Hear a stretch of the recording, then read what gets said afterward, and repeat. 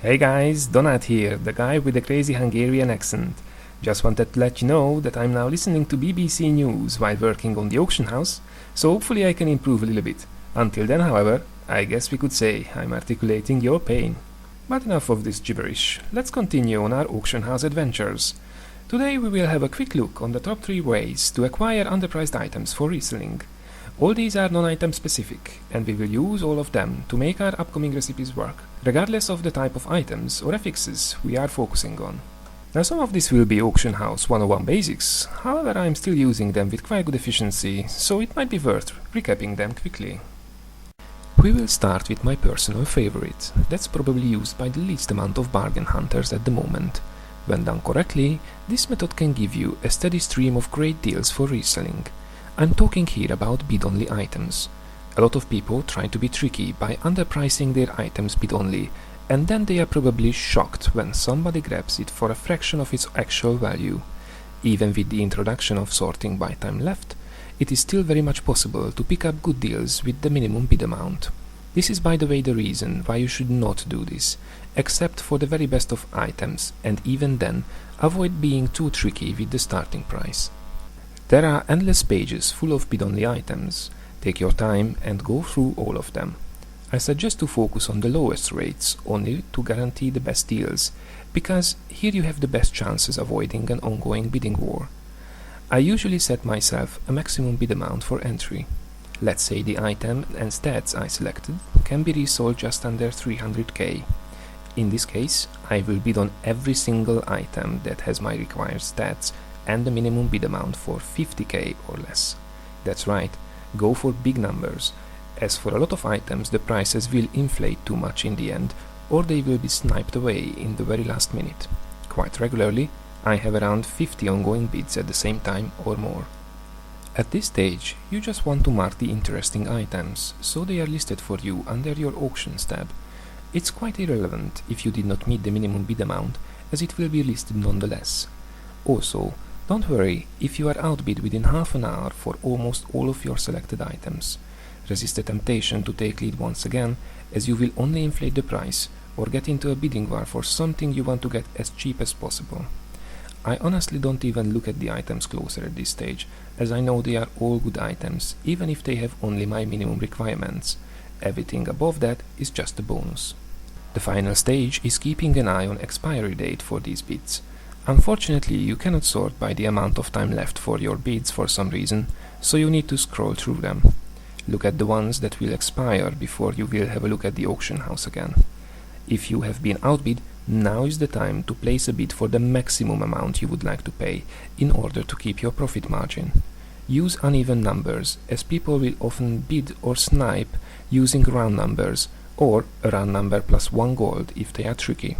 For example, instead of 150k, I would bet something like 166,666. Also, take into consideration the actual stats of the item this time. There will be items still below 100k an hour before expiry that are in fact worth a million. Don't lose out on them by bidding small, as people will try to snipe it. In such a case, I would bet just over 500k, even if it's a monster of a raise. If I end up paying that amount, I will still be able to double up. Otherwise, I have protected the item and I will get the difference refunded. For the items where the prices are now out of your originally planned range, have a closer look again at the actual worth of each item. Leave the ones where the profit margin has become too small. Take into consideration the 15% tax on transactions and also the need to undercut. There is, however, no harm in bidding now for a million for something that can be resold for, let's say, 1.7 mil easily. And yes, you will have such items as well listed originally for 10k bid only. Our second strategy will be using one of the new features of the auction house since 1.0.4, scanning for items by amount of time left. With this function, you can monitor a whole item class for new deals and pick up good deals in all price ranges. Now you certainly need quite a bit of knowledge to do this efficiently, as you will lose many items if you need to double check all of them, but it's still a very useful method nonetheless.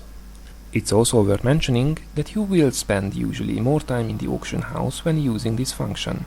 Scanning the new items for half an hour or an hour in one go is not fun for everyone, so if that's not your cup of tea, you might want to stick to another method.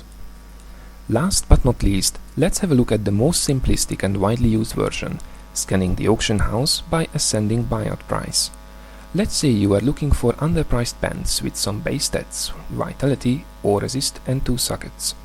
By conducting your search, you will have a base idea of how much these items are worth, and what's the price you need to get in order to make a healthy profit, while still undercutting the market quite big time at the same time.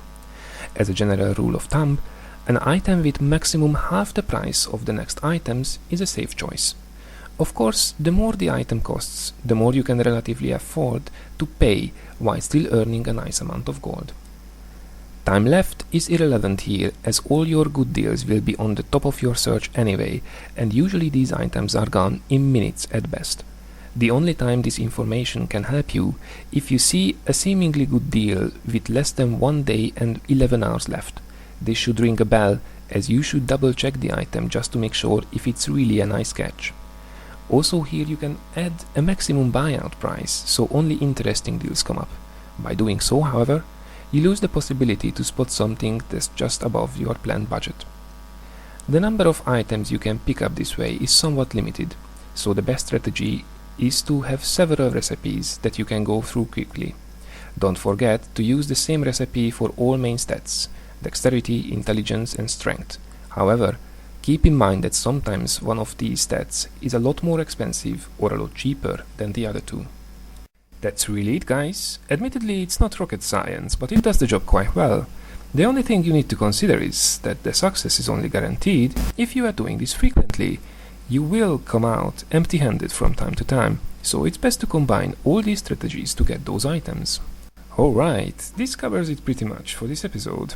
In the next upcoming video, we will be having a look at selecting the price and profit range that suits you for reselling, and then finally we will be having a closer look at our first exact recipe on reselling a particular type of item with a particular set of affixes. If you are interested, don't forget to subscribe, and I hope you can find some great deals on the auction house in the meantime. See you soon.